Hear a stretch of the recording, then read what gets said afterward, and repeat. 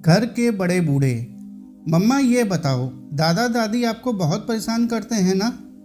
हाँ बेटा, पर क्या कर सकते हैं, अब हैं यहाँ तो झेलना ही पड़ेगा। पर क्यों मम्मा, क्यों झेलना पड़ेगा? तुम नहीं समझोगे, रहने दो। एक काम करते हैं मम्मा, इन दोनों को चाचा चाची के घर भेज देते हैं। वो वहाँ 2 दिन भी नहीं रह पाएंगे बेटा। चाची तो दादी को देखते ही तुनक जाती है, और चाचा तो तुम्हारे चाची के पल्ले से ऐसे बंधे हुए हैं कि उतना ही सुनते हैं जितना चाची कहती हैं। वहाँ इनका गुजारा नहीं होने वाला। तो बुआ जी को बोल दो ना, ये उनके भी तो मम्मा पापा हैं ना, वो ही ले जाएं कुछ दिनों के लिए इन दोनों को। तुम भी ना बड़े भोले हो बेटा, वहाँ नहीं जाएंगे दादा दादी। ढकोसला करेंगे कि हम तो बेटी के घर का पानी भी नहीं पी सकते, तो वहाँ जाकर रहेंगे कैसे? और अगर रहने को भी तैयार हो गए तो तुम्हारी बुआ के 50 बहाने निकल आएंगे। वो कम थोड़े ना है, वो भी तो अपनी माँ पर ही गई है। क्या मम्मा, मतलब कोई इन्हें अपने साथ नहीं रखना चाहता? एक काम करो मम्मा, इन्हें वहाँ पहुँचा दो। वो मैंने टीवी पर देखा था, कुछ ओल्ड एज होम टाइप से है। अरे वो जो उस दिन मूवी में आ रहा था, वृद्धा आश्रम कहते हैं उसे।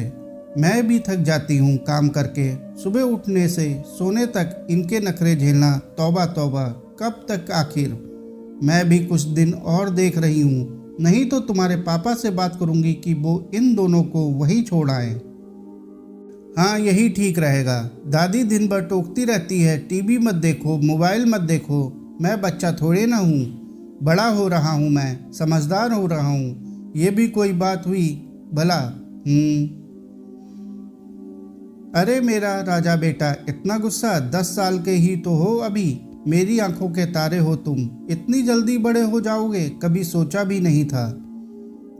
अब देखो, तुम बड़े होते जाओगे और हम बूढ़े होते जाएंगे। फिर तुम्हारी शादी करेंगे, प्यारी सी दुल्हनियाँ लाएंगे। नहीं मम्मा प्लीज, मैं तो बड़ा हो रहा हूँ, पर आप लोग प्लीज बूढ़े मत होना। हाँ हाँ हाँ, क्यों बेटा, बूढ़ा तो सबको ही होना है एक दिन। पर मम्मा, आप लोग बूढ़े हो जाओगे और मेरी वाइफ आएगी तो उसे भी ऐसे ही परेशान होना पड़ेगा ना। वो भी तरह तरह के आइडिया सोचेगी कि कैसे आप लोगों को यहाँ से हटाया जाए। नो मम्मी प्लीज नो, आप भी दादी की तरह हो जाओगी और मेरी वाइफ को परेशान करोगी।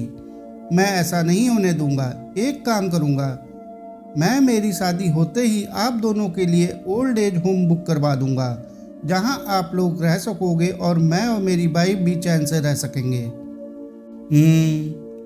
हमारा घर है हमारे पास, तुम रहना अपने घर में अपनी वाइफ को लेकर। यही करोगे तुम? पाल पोस कर बड़ा कर रहे हैं और तुम हमें वृद्धा आश्रम भेजने की तैयारी कर रहे हो? वाह बेटा वाह। मम्मा, मैं कहाँ कुछ गलत कह रहा हूँ। दादा दादी ने भी तो पापा बुआ को पाला पोसा ही होगा ना। सभी माँ बाप पालते हैं अपने बच्चों को, उसमें क्या नया है।